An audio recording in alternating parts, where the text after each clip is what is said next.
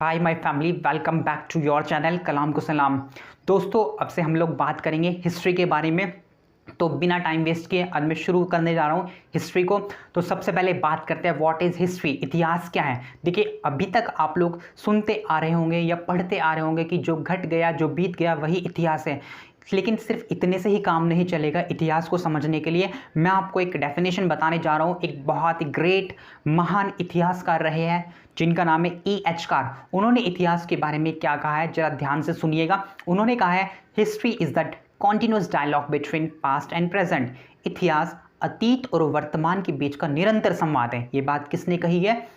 E.H. Carr ने। History is the continuous dialogue between past and present, यानी कि जो अतीत है और जो वर्तमान है, इनके बीच का जो संवाद है, इनके बीच के जो डायलॉग्स है, वही आपका हिस्ट्री है। तो अब हम बात करेंगे आगे कि इतिहास लेखन कैसे शुरू हुआ। देखिए, अगर हम पुराने समय की बात करते हैं इतिहास के बारे में, तो आपने सुना होगा नाम कल्हण। तो कल्हण ने एक ग्रंथ लिखा था राजतरंगिणी। उसमें कहीं ना कहीं उन्होंने इतिहास को समेटने का, एक तरह से सुव्यवस्थित करने का कार्य किया है। यानी कि पुराने समय की बात करें, आपसे कोई पूछ ले कि पुराने समय में इतिहास लेखन का कार्य किसने शुरू किया, तो नाम होगा कल्हण। काहे में किया उसने? राजतरंगिणी में सबसे पहले ये हमें साक्ष्य मिलते हैं। अब हम बात करते हैं अंग्रेजों के बारे में। बात करते हैं, एक अंग्रेज है, एक अंग्रेज अधिकारी है जिनका नाम है जेम्स मिल। क्या नाम है? जेम्स मिल। उन्होंने इतिहास को 3 भागों में बांटने की कोशिश की। देखिए, ध्यान से सुनिएगा मैं क्या बताने जा रहा हूं आपको। उन्होंने कहा, जो पुराना भारत है, जो प्राचीन इतिहास है, उन्होंने कहा हिंदू एज, यानी कि यहाँ उस समय हिंदुओं का राज था। ध्यान से सुनिएगा। दूसरा जो उन्होंने कहा, मध्यकाल को क्या कहा? उन्होंने कहा मुस्लिम एज, यानी कि मुसलमानों का काल था। अब तीसरा काल क्या हुआ? इस हिसाब से तो तीसरा काल ब्रिटिश काल होना चाहिए, अंग्रेजों का काल होना चाहिए, लेकिन नहीं, कहीं ना कहीं एक औपनिवेशिक जो मानसिकता से जो ग्रस्त थे, उसी का उन्होंने इस्तेमाल किया और उन्होंने इस जो तीसरा काल था उसको ब्रिटिश काल नहीं कहा, अंग्रेजों का काल नहीं कहा, उसको कहा है आधुनिक काल। किसने? जेम्स मिल ने। बड़े ही चालाक थे। कौन? अंग्रेज। तो मैं फिर से बता देता हूँ, प्राचीन काल को उन्होंने कहा है हिंदू एज, मध्यकाल को उन्होंने कहा है मुस्लिम एज, और जो आपका ब्रिटिश काल है, यानी कि जो तीसरा काल है, उसको उन्होंने कहा है मॉडर्न एज। ये किसने कहा है? ये किसके द्वारा विभाजित है? जेम्स मिल के बारे में। आई होप अब आप लोगों को इतनी बात समझ में आ गई होगी। चलिए, ये तो रहा थोड़ा सा ब्रीफ इंट्रोडक्शन किसके बारे में? इतिहास के बारे में, कि history is the continuous dialogue between past and present. ये बात किसने कही थी? E.H. कार ने, राइट। अब हम बात करते हैं प्राचीन भारत के बारे में। देखिए, अभी तक हम लोग पढ़ते आ रहे हैं कि इतिहास के 3 भाग हैं, प्राचीन भारत, मध्यकालीन भारत और आधुनिक भारत। हम प्राचीन काल के बारे में बात करेंगे। किसके बारे में बात करेंगे? प्राचीन काल के बारे में बात करेंगे। तो प्राचीन काल यानी कि पुराना काल, पुराना समय। पुराना, प्राचीन का मतलब पुराना, इंग्लिश में बोलते हैं इसको एंशिएंट, ANCIENT। मैं स्पेलिंग भी बता दूंगा, अगर आप लोगों को कोई दिक्कत हो इंग्लिश में भी तो प्लीज़ आप यू कैन आस्क मी, आप मुझसे पूछ सकते हो। तो प्राचीन भारत के की जो हम शुरुआत करते हैं वो करते हैं पाषाण युग से। पाषाण युग, पाषाण पत्थरों का युग। अब दिमाग में एक बात बैठ जानी चाहिए कि पाषाण की बात हो रही है, पत्थरों की बात हो रही है, तो पत्थरों का तो इस्तेमाल होगा ही होगा। यानी कि सबसे पहले जो प्राचीन भारत की, प्राचीन इतिहास की जो शुरुआत होती है वो कहाँ से होती है? वो पाषाण काल से होती है, स्टोन एज से होती है। अब यानी कि एक बात समझ में आ गई कि ऐसा काल जहाँ पर पत्थरों का इस्तेमाल होता होगा, पत्थरों का इस्तेमाल किया जाता होगा, उसको हम पाषाण काल कहते हैं। अब हम अपने अध्ययन की दृष्टि से और सुविधा की दृष्टि से हम इस पाषाण युग को भी 3 हिस्सों में बांट देते हैं। किसको? पाषाण युग को। नंबर 1 होता है आपका पूरा पाषाण काल, जिसको अंग्रेजी में बोलते हैं पैलियोलिथिक एज, पैलियोलिथिक एज। दूसरा होता है आपका मध्य पाषाण काल, जिसको बोलते हैं मीजोलिथिक एज। तीसरा जो आपका होता है नव पाषाण काल, जिसको हम बोलते हैं नियोलिथिक एज। तो ये क्या हुआ? पाषाण काल। प्राचीन भारत की शुरुआत कहाँ से होती है? पाषाण युग से। उसके 3 हिस्से हुए, पाषाण काल, मध्य पाषाण काल और नव पाषाण काल। पाषाण काल की 3 शुरुआत, पूरा पाषाण काल, माफ कीजिएगा, पूरा पाषाण काल, मध्य पाषाण काल और नव पाषाण काल। अब ये बात समझ में आ गई कि पत्थरों का तो इस्तेमाल होगा ही होगा। अब हम बात करते हैं पूरा पाषाण काल के बारे में। देखिए, ये जो काल है, इसमें अगर हम बात करें जानवरों की और इंसानों की, दोनों में कोई खास फर्क नहीं था। कहने का तात्पर्य यह है कि इंसान लगभग जानवरों की तरह ही जीवन व्यतीत करता था। पत्थरों से जानवरों को मार दिया करता था और उनका कच्चा मांस खा लिया करता था। यानी बिल्कुल असभ्य और जंगली तरीके से रहा करता था। कौन? इंसान, मनुष्य जानवरों की तरह रहा करता था। किस काल में? पूरा पाषाण काल में, राइट।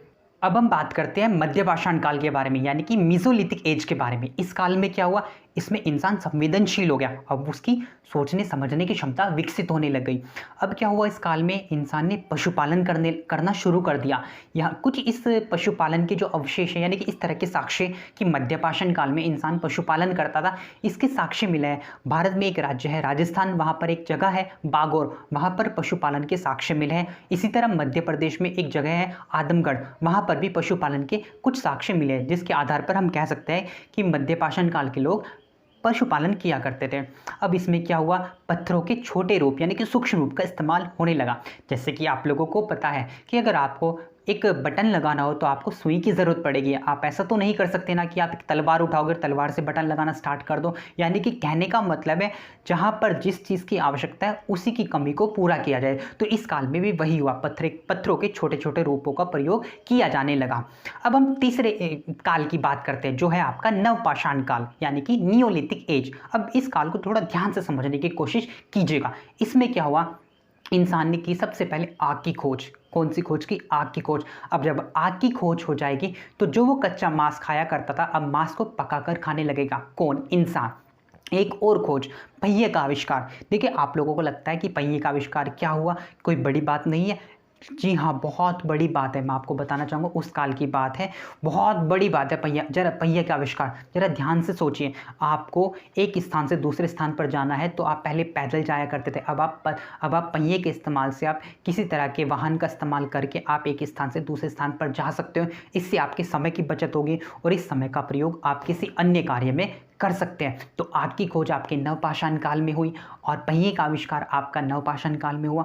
और कहीं ना कहीं इंसान ने खेती करना शुरू कर दिया। कृषि की शुरुआत भी आपकी नवपाषाण काल में होती है। और जब इंसान खेती करना शुरू कर देगा, स्टार्ट कर देगा, तो कहीं ना कहीं वो एक तरह से स्थायी जीवन, स्थायी यानी कि एक जगह पर रहकर जीवन जीना वो शुरू कर देगा। क्योंकि जब आप खेती करोगे तो आपके खेत भी होंगे, उसकी सुरक्षा के लिए आपको वहाँ पर रुकना तो पड़ेगा। इस तरह क्या हुआ, इंसान ने स्थायी जीवन जीना प्रारंभ कर दिया। तो मैं आपको एक बार फिर से बता देता हूँ नवपाषाण काल के बारे में। इंसान ने आग की खोज की, आग की खोज से क्या हुआ, अब वो मांस को पकाकर खाने लग गया।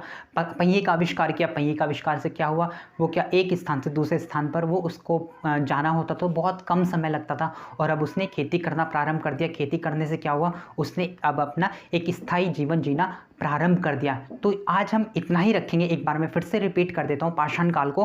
पाषाण काल में पूरा पाषाण काल, मध्य पाषाण काल और नवपाषाण काल। पूरा पाषाण काल में क्या हुआ था, इंसान जंगली जानवरों की तरह रहा करता था, बिना वस्त्रों के रहा करता था, जंगली जानवरों का कच्चा मांस खाया करता था, असभ्य जीवन व्यतीत करता था, पत्थरों से जानवरों को मारा करता था।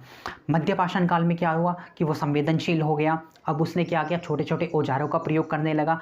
अब उसके साथ साथ क्या हुआ, उसने पशुपालन करना शुरू किया, जिसके अवशेष आपको मिलते हैं राजस्थान के बागोर से और मध्य प्रदेश के आदमगढ़ से आपको कुछ अवशेष मिलते हैं। फिर आपका आता है नवपाषाण काल। नवपाषाण काल में इंसान ने आग की खोज की, पहिए का आविष्कार किया और खेती करना शुरू किया।